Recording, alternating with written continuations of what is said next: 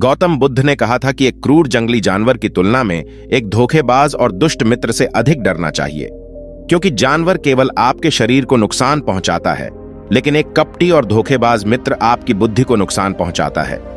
केवल एक बुरा मित्र ही आपको ऐसी स्थिति में पहुंचा सकता है जहां आप महसूस करें कि यह दुनिया बहुत बुरी है, अब यहां रहने से क्या फायदा। और ऐसा ही होता है जब आपको धोखा दिया जाता है।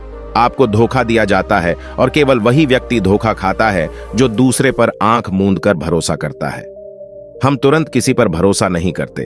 भरोसा धीरे धीरे बढ़ता है, लेकिन एक समय के बाद यह भरोसा इतना मजबूत हो जाता है कि हम उस व्यक्ति के प्रति अपनी आंखें, कान और दिमाग बंद कर लेते हैं। और तब ऐसी स्थिति होती है कि हमारा सबसे भरोसेमंद व्यक्ति ही हमें सबसे बड़ा धोखा दे देता है, कि हमारा संसार से विश्वास उठ जाता है और हम हर किसी को संदेह की दृष्टि से देखने लगते हैं। वास्तव में यह संसार धोखे पर चल रहा है। हम किसी न किसी को धोखा देते रहते हैं हमारे जीवन में कहीं ना कहीं, और लोग भी हमें धोखा दे रहे हैं। दूसरों द्वारा धोखा देना तो समझ में आता है, लेकिन हम खुद को वर्षों से धोखा दे रहे हैं। हम खुद को ऐसी चीजों के बारे में समझाते हैं ताकि हमें सच्चाई का सामना न करना पड़े और हम अपनी ही छोटी सी दुनिया में खोए रहे। धोखा या विश्वासघात दोधारी तलवार की तरह है। हमें लगता है कि हम दूसरे व्यक्ति को धोखा देकर उसे बेवकूफ बना रहे हैं। गौतम बुद्ध ने कहा था कि एक क्रूर जंगली जानवर की तुलना में एक धोखेबाज और दुष्ट मित्र से अधिक डरना चाहिए, क्योंकि जानवर केवल आपके शरीर को नुकसान पहुंचाता है, लेकिन एक कपटी और धोखेबाज मित्र आपकी बुद्धि को नुकसान पहुंचाता है। केवल एक बुरा मित्र ही आपको ऐसी स्थिति में पहुंचा सकता है जहां आप महसूस करें कि यह दुनिया बहुत बुरी है, अब यहां रहने से क्या फायदा। और ऐसा ही होता है जब आपको धोखा दिया जाता है। आपको धोखा दिया जाता है और केवल वही व्यक्ति धोखा खाता है जो दूसरे पर आंख मूंद कर भरोसा करता है। हम तुरंत किसी पर भरोसा नहीं करते। भरोसा धीरे धीरे बढ़ता है, लेकिन एक समय के बाद यह भरोसा इतना मजबूत हो जाता है कि हम उस व्यक्ति के प्रति अपनी आंखें, कान और दिमाग बंद कर लेते हैं। और तब ऐसी स्थिति होती है कि हमारा सबसे भरोसेमंद व्यक्ति ही हमें सबसे बड़ा धोखा दे देता है, कि हमारा संसार से विश्वास उठ जाता है और हम हर किसी को संदेह की दृष्टि से देखने लगते हैं। वास्तव में यह संसार धोखे पर चल रहा है। हम किसी न किसी को धोखा देते रहते हैं हमारे जीवन में कहीं ना कहीं, और लोग भी हमें धोखा दे रहे हैं। दूसरों द्वारा धोखा देना तो समझ में आता है, लेकिन हम खुद को वर्षों से धोखा दे रहे हैं। हम खुद को ऐसी चीजों के बारे में समझाते हैं ताकि हमें सच्चाई का सामना न करना पड़े और हम अपनी ही छोटी सी दुनिया में खोए रहे। धोखा या विश्वासघात दोधारी तलवार की तरह है। हमें लगता है कि हम दूसरे व्यक्ति को धोखा देकर उसे बेवकूफ बना रहे हैं, लेकिन यह धोखेबाज तलवार सामने वाले की भी उतनी ही गर्दन काटती है जितनी भविष्य में हमारी गर्दन काटती है। दोस्तों, आज की इस बौद्ध कहानी के माध्यम से जानेंगे कि हम धोखे और विश्वासघात से खुद को कैसे बचाएं, और वीडियो के अंत में हम 10 ऐसे संकेतों के बारे में जानेंगे जो एक धोखेबाज और झूठे व्यक्ति में पाए जाते हैं। एक युवक बहुत गुस्से में है, पहाड़ी से कूदकर आत्महत्या करने जा रहा था। जैसे ही वह पहाड़ी की चोटी पर पहुंचा तो चिल्लाया कि यह दुनिया इतनी बुरी क्यों है, यहां हर कोई इतना स्वार्थी क्यों है, अब मेरे जीने का कोई मतलब नहीं है। उसी पहाड़ी की चोटी पर एक बौद्ध भिक्षु अपने ध्यान में लीन था। उस युवक की तीव्र क्रोध भरी आवाज सुनकर वह व्यायाम से उठा। वह तुरंत समझ गया कि यह युवक यहां आत्महत्या करने आया है। वह आदमी पहाड़ी से कूदने ही वाला था कि बौद्ध भिक्षु ने उसका हाथ पकड़ लिया और उसे पीछे खींचते हुए कहा, क्या हुआ, क्या आगे का रास्ता खत्म हो गया? युवक ने कहा कि कौन सा रास्ता, यहां कोई रास्ता नहीं है, मैं यहां से कूदकर आत्महत्या करने जा रहा हूं। बौद्ध भिक्षु ने कहा कि एक दिन सभी को मरना है, लेकिन तुम इतनी जल्दी में क्यों हो? युवक ने कहा, क्योंकि यह दुनिया रहने लायक नहीं है। यहां हर कोई स्वार्थी और धोखेबाज है। जिस पर मैंने भरोसा किया उसने मुझे धोखा दिया। मेरे अपने भाई ने मुझे धोखा दिया, मेरे दोस्तों ने मुझे धोखा दिया, लेकिन आज तो हद हो गई, मेरी पत्नी ने भी मुझे धोखा दिया। वह एक अमीर बिजनेसमैन के साथ भाग गई। इतना धोखा खाने के बाद अब मेरा इस दुनिया में रहने का कोई मतलब नहीं है। स्वार्थी दुनिया में किसी पर भी भरोसा नहीं किया जा सकता, इसलिए मैं आत्महत्या करने जा रहा हूं। बौद्ध भिक्षु बोले, क्या तुम स्वार्थी नहीं हो? क्या आप पर भरोसा किया जा सकता है? उस व्यक्ति ने कहा, मैंने आज तक किसी को धोखा नहीं दिया, किसी को धोखा नहीं दिया। आप चाहे तो मेरे गांव जाकर पूछ सकते हैं, लोग अक्सर मेरा फायदा उठाते हैं, लेकिन मैंने आज तक किसी का बुरा नहीं किया। बौद्ध भिक्षु ने कहा, मैं तुम पर भरोसा नहीं कर सकता। तुम्हें मुझे यह साबित करना होगा कि तुम स्वार्थी व्यक्ति नहीं हो। व्यक्ति ने पूछा, मुझे यह साबित करने के लिए क्या करना होगा? तुम्हें साथ रहना होगा। मैं अगले 1 साल तक अपने आश्रम में रहूंगा, तभी मुझे पता चलेगा कि आप एक ईमानदार व्यक्ति हैं या आप भी दूसरों की तरह स्वार्थी और धोखेबाज हैं। आदमी ने कहा, ठीक है, मैं 1 साल तक आपके साथ आपके आश्रम में रहूंगा और खुद को साबित करूंगा। बौद्ध भिक्षु लाया।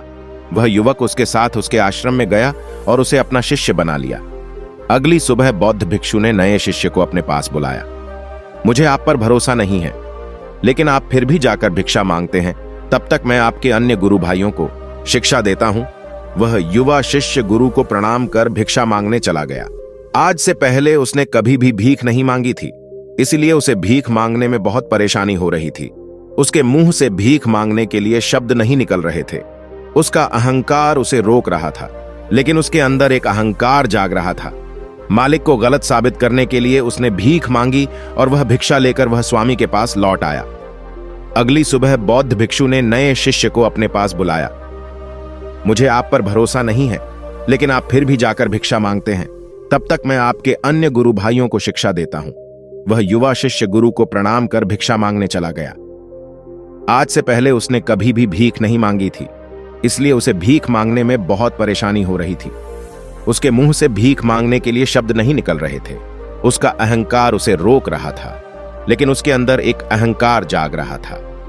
मालिक को गलत साबित करने के लिए उसने भीख मांगी और वह भिक्षा लेकर वह स्वामी के पास लौट आया और किसी को पता भी नहीं चलेगा कि उनकी मृत्यु कैसे हुई। युवा शिष्य ने कहा, लेकिन गुरु, आप मुझे यह सब क्यों बता रहे हैं? साधु ने कहा, मैं तुम्हें केवल चेतावनी दे रहा हूं कि गलती से भी इसे मत खाना। कुछ दिनों के बाद गुरु एक जंगल से गुजर रहे थे, उनके शिष्य। तभी कुछ जंगली लुटेरों ने अचानक उन पर हमला कर दिया। सभी शिष्य अपनी जान बचाने के लिए इधर उधर भागने लगे, लेकिन वृद्धावस्था के कारण मास्टर दौड़ने में सक्षम नहीं थे। यह उस युवा शिष्य को अनुभव हुआ और उसने वीरता का परिचय देते हुए अपने गुरु को डाकू से बचाया और आश्रम ले आया। आश्रम पहुंचकर गुरु ने सबके सामने शिष्य की बहुत प्रशंसा की और कहा कि मेरा नया शिष्य तुम सबसे बेहतर है, जिसने अपनी जान जोखिम में डालकर मेरी जान बचाई और मुझे यहां सुरक्षित पहुंचाया। आज तक मुझे उस पर विश्वास है। उस दिन के बाद से हर सुबह जब भी गुरु उस शिष्य से मिलते हैं तो उनसे एक बात कहना कि मुझे तुम पर पूरा विश्वास है। धीरे धीरे गुरु का उस पर विश्वास हो गया। शिष्य बढ़ता गया और बात इतनी बढ़ गई कि गुरु ने एक दिन शिष्य को अपने पास बुलाया और कहा कि मेरा कोई बेटा नहीं है, लेकिन तुम मेरे बेटे की तरह हो। मैं अब बूढ़ा हो गया हूं, इसलिए मैं चाहता हूं कि मेरी मृत्यु के बाद तुम इस आश्रम की बागडोर संभालो।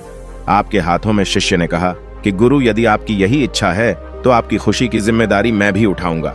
इतना कहकर शिष्य चला गया। कुछ दिनों के बाद गुरु बीमार पड़ गए तो उन्होंने आश्रम के सभी शिष्यों को बुलाया और यह घोषणा कर दी कि मेरे बाद यह युवा शिष्य इस आश्रम को चलाएगा। धीरे धीरे दिन बीतते गए और उस युवा शिष्य के मन की बेचैनी बढ़ती गई। आश्रम पर जल्द से जल्द कब्जा करने की चाहत बढ़ने लगी। वह हर सुबह गुरु के पास दर्शन के लिए जाता था, यदि उसके स्वास्थ्य पर कोई प्रभाव पड़ता। लेकिन मास्टर जी का स्वास्थ्य दिन ब दिन बेहतर होता जा रहा था। अब उसके सब्र का बांध टूटने लगा। उसकी रातों की नींद हराम हो गई। वह हमेशा यही सोचता रहता था कि मालिक को रास्ते से कैसे हटाऊं, और किसी को पता भी नहीं चलता। कभी कभी वह सोचता है कि मालिक को नदी में धक्का दे दूं, लेकिन अगले ही पल उसे एहसास होता है कि मालिक को रास्ते से कैसे हटाया जाए। एक अच्छा तैराक वह तैरकर बाहर निकल आएगा। कभी कभी वह सोचता है कि मैं टीचर का गला घोंटकर मार डालूंगा। सबको पता है कि मैं मास्टर का विश्वास पात्र हूं, इसलिए मुझ पर किसी को शक नहीं होता। लेकिन फिर वह सोचता है कि अगर थोड़ी सी भी गलती हुई तो बात बिगड़ सकती है। मुझे कोई ऐसा रास्ता खोजना होगा जिससे मालिक की भी मृत्यु हो जाए और सभी को लगे कि यह स्वाभाविक मृत्यु है, और भगवान को यही मंजूर था। एक दिन वह युवा शिष्य गुरु के पास उनकी कुटिया में बैठा था। तभी उसकी नजर ऊपर लटके बर्तन पर पड़ी। उसे याद आया कि मालिक ने कहा था कि इसमें जहर है, और जहर भी ऐसा कि किसी को पता नहीं चलता। उसने सोचा, यही सही रहेगा, मैं ये जहर गुरु को दे दूं और किसी को पता भी नहीं चलेगा कि उनकी मौत कैसे हुई, और फिर पूरे आश्रम पर मेरा कब्जा हो जाएगा। अगले दिन उसने चुपके से चोरी कर ली। मालिक की झोपड़ी से निकला जहर और उसे गुरु के भोजन में मिला दिया। गुरु ने रात्रि का भोजन किया और सोने चले गए। लेकिन जब सुबह हुई तो पूरा आश्रम जाग रहा था। लेकिन गुरु नहीं उठे। शिष्यों ने गुरु की कुटिया में जाकर देखा तो पता चला कि गुरु की मृत्यु हो गई है। जब उस युवा शिष्य को इस बात का पता चला तो वह अंदर ही अंदर बहुत खुश हुआ और आश्रम पर कब्जा करने का काम शुरू कर दिया। उसी आश्रम में गुरु का एक पुराना शिष्य भी था। वह पूरी घटना को चुपचाप देख रहा था। वह अपनी कुटिया में गया। वह वहां से एक दवा लाया और उस दवा को मास्टर को दिया। थोड़ी ही देर में मास्टर की चेतना लौट आई और वह बिल्कुल ठीक होकर बैठ गया। यह सब देखकर उस युवा शिष्य के पैरों तले जमीन खिसक गई। वह बहुत घबरा गया। गुरु ने बाकी शिष्यों को अपने अपने काम पर भेज दिया और युवा शिष्य को अपने पास बुलाकर कहा कि क्या तुम अब भी विश्वास करने के योग्य हो? क्या तुम मुझे धोखा नहीं देते? क्या आप स्वार्थी नहीं हैं? शिष्य गुरु के चरणों में गिर पड़ा और बोला, मुझे नहीं पता कि मुझसे यह अपराध कैसे हो गया। मैंने आज से पहले किसी को धोखा नहीं दिया। लोग मुझे धोखा दे रहे हैं, लेकिन पता नहीं क्यों और कैसे मैंने आज तुम्हें धोखा दिया। मालिक ने कहा कि तुम मुझे धोखा नहीं दे सकते क्योंकि मैंने कभी तुम पर भरोसा नहीं किया। मैंने कभी किसी पर भरोसा नहीं किया। मैं केवल अपनी आंखों से जो देखता हूं उस पर भरोसा करता हूं और मैं तुम्हारे अंदर लालच देख सकता हूं और मैंने जानबूझकर तुम्हें यह लालच दिया था क्योंकि इंसान किसी को धोखा देने के सिर्फ 3 ही कारण होते हैं। पहला स्वार्थ, दूसरा लालच और तीसरा ईर्ष्या। युवा भिक्षुओं ने गुरु से पूछा, लेकिन गुरु मैं अपने आप को स्वार्थ, लालच और ईर्ष्या से कैसे मुक्त रख सकता हूं? गुरु ने कहा, खुद को पढ़ो, खुद को जानो, अपने अंदर उतरने की कोशिश करो। इंसान में बहुत संभावनाएं हैं। वह कर सकता है, अपने लिए कुछ भी बनाओ। वह कुछ भी हो सकता है। और जब आप में बदलाव आए तो अपने अंदर झांकें और जानने की कोशिश करें कि आप क्यों बदल रहे हैं। तुम्हें कौन बदल रहा है? क्या यह बदलाव अच्छा है या बुरा? आत्मनिरीक्षण का प्रयास करें।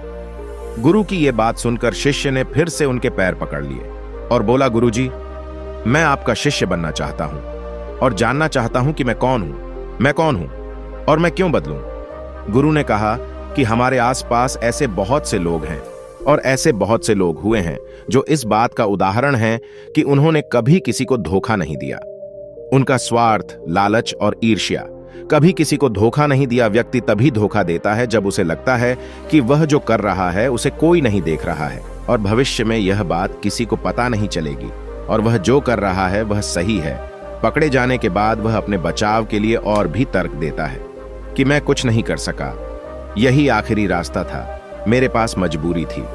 लेकिन हर धोखे के पीछे का सच यही है जो इंसान जानबूझकर अपने फायदे के लिए करता है। गुरु ने शिष्य की आंखों में देखते हुए कहा, याद रखना, जब हम किसी को धोखा देते हैं हमने उसकी आंतरिक चेतना को चोट पहुंचाई और वह इतनी बुरी तरह आहत हो जाता है कि वह किसी पर भी भरोसा नहीं कर पाता। वह अंदर ही अंदर बहुत उदास और अकेला महसूस करने लगता है। इसीलिए अगर आप चाहते हैं कि कोई आपको धोखा न दे, इसलिए अपनी आंखें, कान और दिमाग खुले रखें। लोगों पर भरोसा करें, लेकिन बहुत ज्यादा भरोसा न करें कि वे आपका फायदा उठाना शुरू कर दें। हमेशा अपने सबसे महत्वपूर्ण कार्यों पर नियंत्रण रखें और अपने जीवन की बागडोर कभी भी दूसरों के हाथों में न सौंपें और समय समय पर खुद को जांचते रहें। जिस धोखे से आप बचना चाहते हैं, क्या आप भी वैसा ही धोखा किसी और के साथ कर रहे हैं? और अगर फिर भी कोई आपको धोखा देता है तो निराश न हो, क्योंकि धोखा खाने के बाद हर धोखा इंसान को कुछ न कुछ सिखाता है। व्यक्ति पहले से अधिक सतर्क और सावधान हो जाता है।